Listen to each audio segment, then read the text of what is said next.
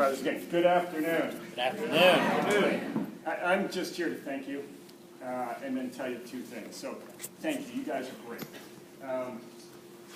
Nobody says that enough.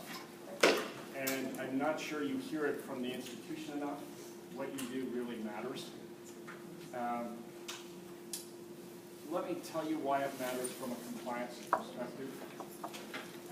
How many of you read about UNC? Mostly. Anybody want to give a try on the failures? Anybody know? Just summarize why. Give me two good reasons why UNC had a failure. So this is an academic scandal in UNC involving student athletes and their academic support center. Come on. Somebody could summarize that in two lessons, right? Anybody? Go with the knowledge of the rules and communication between tutors and those higher up. Okay, so we got, did the people know the rules? Was their institutional support of them close? Anybody else? It went on for, I think it was 18 years, right? Over 3,000 students. About 55% were student athletes, 45% were not. Courses taught that had no, you didn't even have to see a teacher, paper courses, graded by an administrator in one department. So it's all courses in one department, leading to fictitious academic work for years. Just a pervasive problem.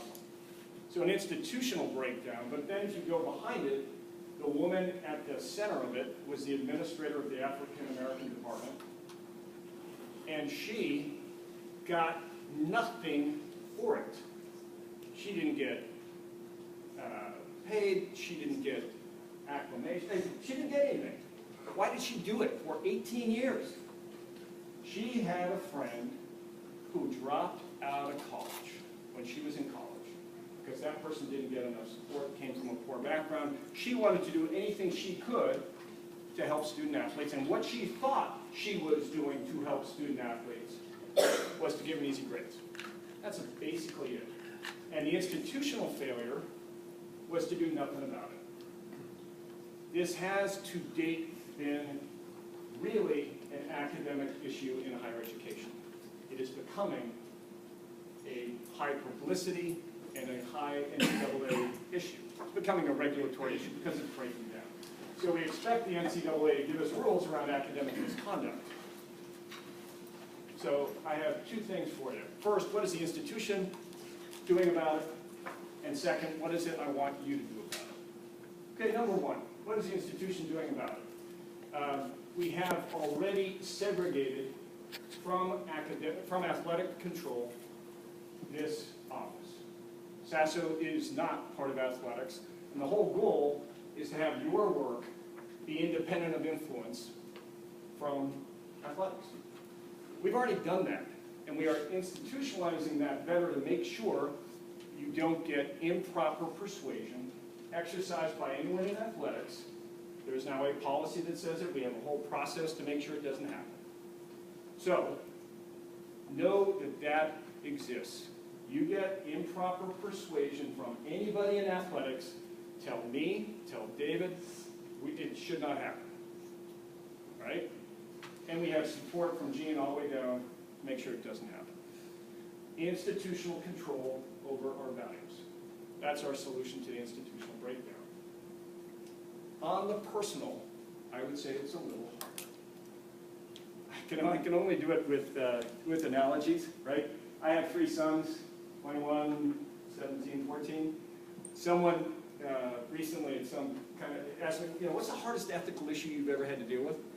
And I said, helping my sons with their homework. Think about that. It would just come right out of my mouth. Why? I care. I care about them. I want them to succeed. And yet I have to step away from that and say, if I help them too much, they don't.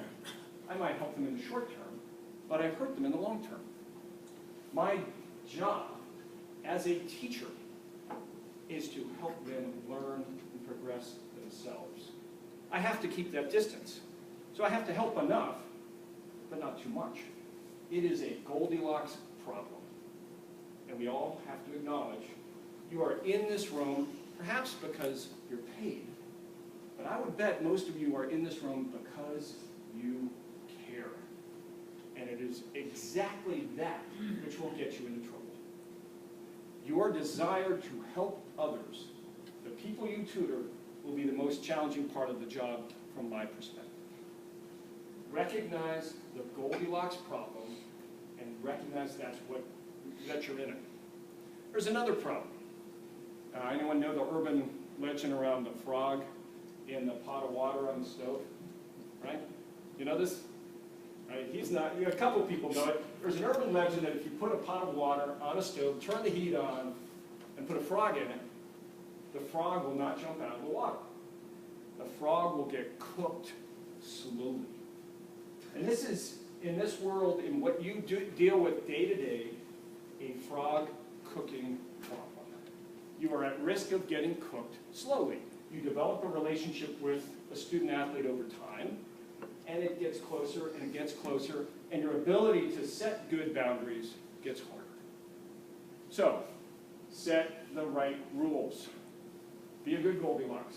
Know to do enough, but not too much. Second, recognize that that relationship raises a frog problem. You could get cooked slowly. You'll get dragged in closer and closer. Those are the problems. Here are my solutions. You have around you here, and you may be yourself, extraordinarily experienced people. When you feel like there's something questionable going on, ask them. I have a student athlete who's asking me to do something I don't feel comfortable with, or how do I handle this situation? The most experienced tutors will tell you consulting others helps. So on the institutional problem, if a coach, if someone in athletics tries to influence you in your academic work, no. On this personal side, my recommendation to you is acknowledge the Goldilocks challenge, acknowledge the frog problem, and when you feel like you're getting pulled in a little bit, talk to each other. Talk to someone senior here. It's as simple as that. I violated one of the TED Talk rules of public speaking, which is first the why, then the what, then the how. I've given you the what, and I've given you the how. Let me sum up with the why. I think it's hard to understate the degree to which the 20-year academic legacy, or the legacy of UNC student athletes, has been tarnished. Right? You cannot understate the impact the academic scandal has had on people who actually did their work. The impact on this institution, the impact really on the individuals you're trying to help. But why? It is the right thing to do. Set good boundaries.